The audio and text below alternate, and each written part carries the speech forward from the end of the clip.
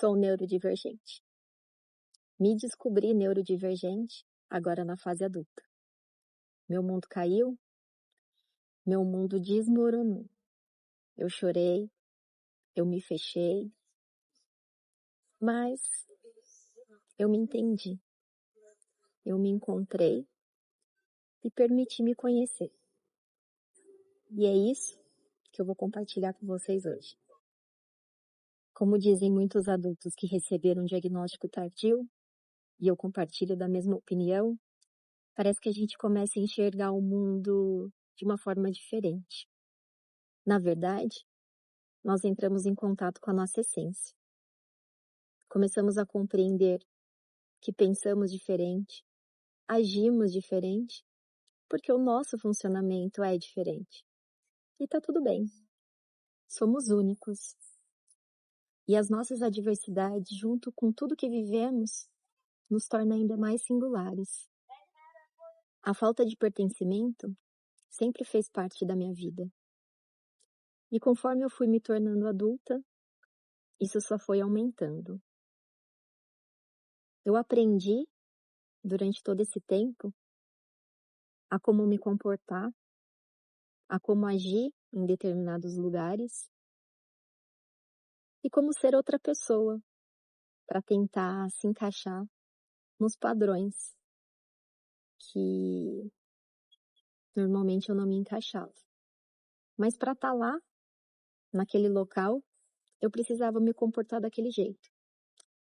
Ou melhor, eu acreditava que eu precisava me comportar daquele jeito. E toda essa máscara, todo esse comportamento que não era natural, traz uma sobrecarga gigantesca. Naquela hora, a gente tenta ser forte, a gente tenta agir como se tudo tivesse tudo bem. Por fora, a gente sorri, a gente faz um sorrisinho assim, a gente abraça assim. E isso tudo vai trazendo um peso, trazendo uma angústia, e que aí ele demora a ir embora. Porque esse peso começa a refletir em dores pelo corpo, começa a refletir no mal-estar. Por fora, sempre eu quis me mostrar muito forte e muito capaz de fazer as coisas. Então eu tentava ser a melhor filha que eu podia ser, a melhor neta que eu podia ser, a melhor irmã que eu podia ser, a melhor amiga que eu poderia ser. E eu não conseguia dar minha opinião para quase nada. Então, as pessoas falavam e eu seguia. As pessoas falavam e eu vestia. A minha busca pelo perfeccionismo ajudou ainda mais a criar uma Thaís totalmente diferente por fora da Thaís que vivia aqui dentro. Eu queria mostrar que eu conseguia fazer as coisas e que estava tudo bem. Mas para conseguir fazer tudo aquilo, a sobrecarga era gigantesca. E só eu sentia o que aquilo me causava. E todo esse turbilhão de sensações, de sentimentos e de angústia fez eu pedir ajuda.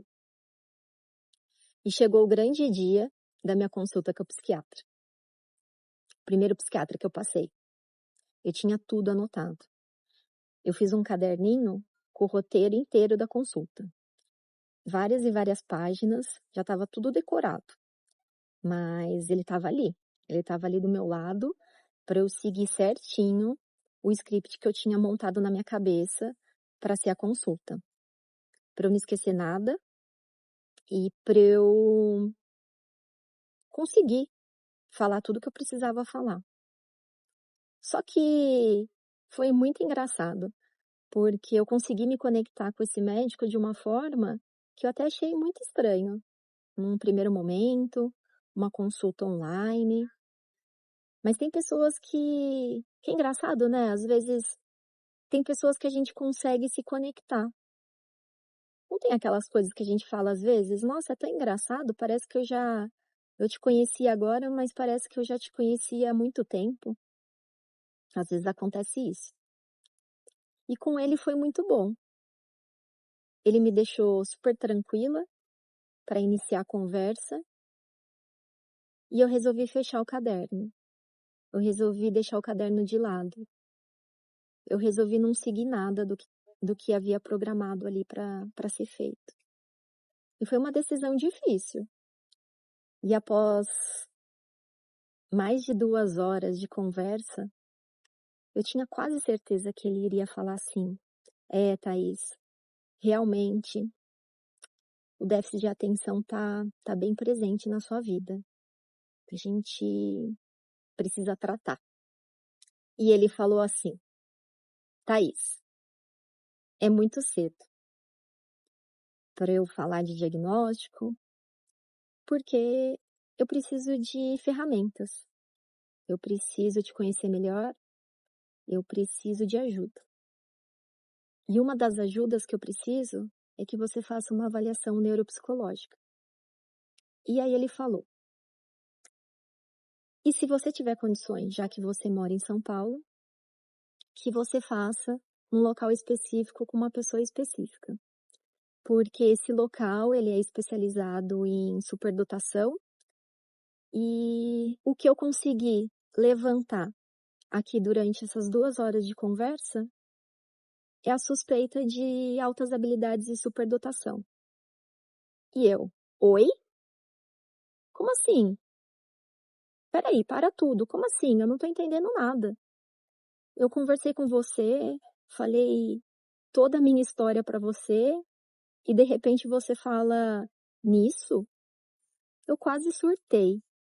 Eu estava lá falando para ele todos os meus medos, toda a minha angústia, tudo o que aconteceu comigo durante a minha vida inteira, a sensação de fracasso generalizado na minha vida. E ele vem com isso, porque a ideia que a gente tem de altas habilidades e superdotação é aquela criança ou aquela pessoa que é boa em tudo, se destaca, é feliz, consegue fazer tudo. E eu não fazia nada, eu não me destacava. Então, era bem pesado eu pensar numa coisa dessa, né? Era muito contraditório. Toda a minha história e ele levantar essa suspeita. Nada a ver. Só que ele me acalmou, pediu para que eu confiasse e ele me avisou. Falou que a avaliação neuropsicológica não era fácil, mas que era necessário. Então, nós desligamos e a primeira coisa que me veio à cabeça foi ir procurar um teste de QI para fazer. Porque a primeira coisa que vem na nossa cabeça quando fala em altas habilidades e superdotação é o número de QI, certo? Então eu fui.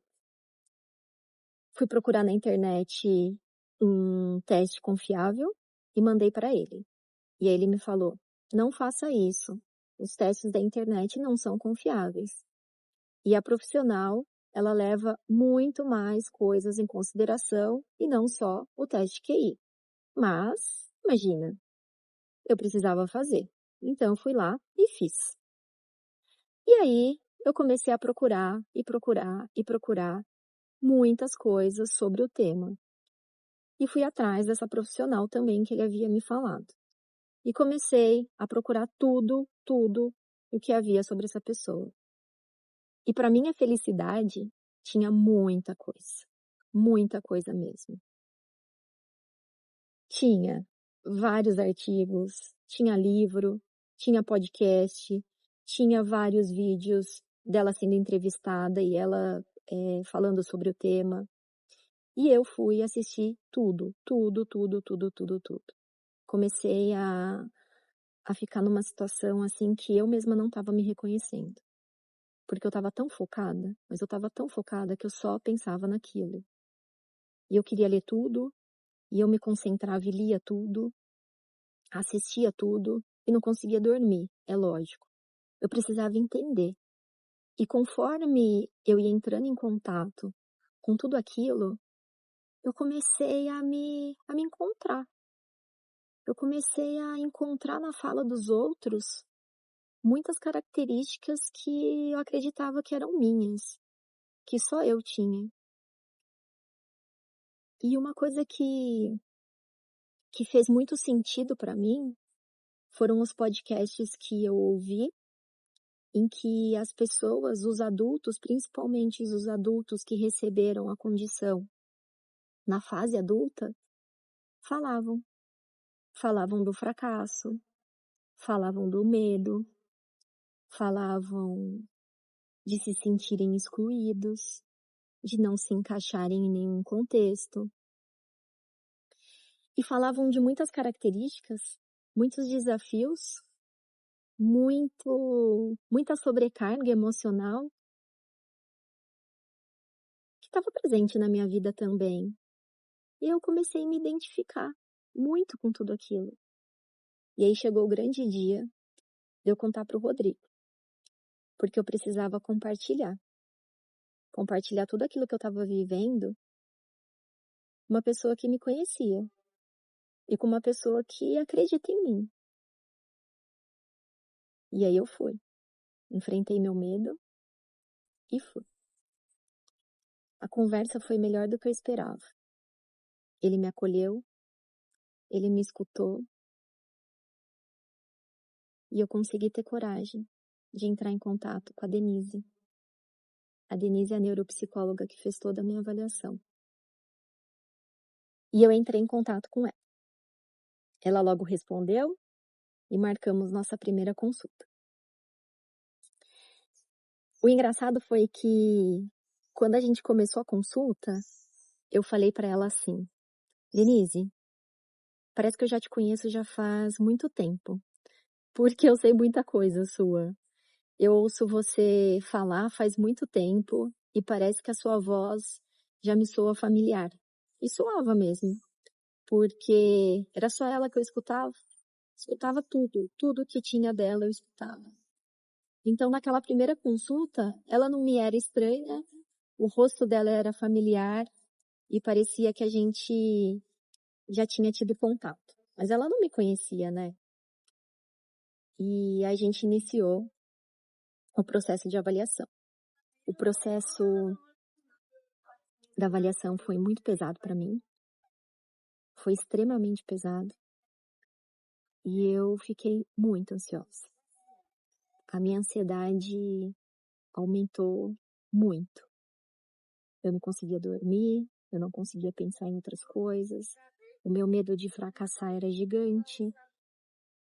Eu estava criando na minha cabeça um mundo, e que se não fosse? Qual seria a outra explicação para tudo isso? Eu estava criando uma expectativa e eu estava com muito medo de fracassar. Então, a cada teste, a cada sessão, eu morria de medo do resultado. E não tinha nenhum resultado depois que eu saía da sessão. Ela não me falava nada, se eu tinha ido bem, se não. E eu queria saber se eu tinha acertado alguma coisa, se eu tinha feito certo. Eu não queria fracassar. Eu estava com muito medo. Eu tenho que agradecer muito o apoio que a Denise me deu durante todo o processo. Eu fiquei muito ansiosa e aquilo estava me fazendo muito mal. E aí finalizamos. E veio o laudo. No laudo, a condição de superdotação e altas habilidades estava presente. E aí eu comecei a chorar. Mas eu chorava. Porque aquilo para mim era muito importante. Eu estava com muito medo de fracassar mais uma vez. Eu estava com muito medo de ter acreditado em uma coisa e aquilo não ser verdadeiro. Mas junto com aquilo tudo, também veio a suspeita de autismo e de TDAH. Cabia a mim procurar um outro médico para ter a certeza do diagnóstico. E eu decidi. Entrei em contato com uma nova médica uma médica que tinha experiência em atendimentos com pacientes superdotadas e, e pacientes autistas do sexo feminino. Então, marcamos a consulta e eu iniciei tudo de novo. Falar da minha vida, falar de tudo que eu passei e mais um peso, porque todo esse processo é muito pesado. E ficar contando a história é muito pesado também. Eu estava um pouco mais tranquila, então fazer todos aqueles testes novamente, preencher questionários, estava sendo um pouco mais fácil do que o primeiro processo de avaliação. E após várias consultas, chegou o diagnóstico: autismo, TDAH e ansiedade. Mas tudo aquilo, para mim, veio como um presente. Me trouxe alívio, me trouxe felicidade e me trouxe uma alegria tremenda de entender que eu sou diferente, que eu penso diferente. E com tudo isso, eu ganhei uma nova variável na minha vida, uma variável que chama coragem. Eu tô tendo muita coragem. Coragem de mostrar como eu sou, coragem de seguir um caminho mais leve, com menos peso.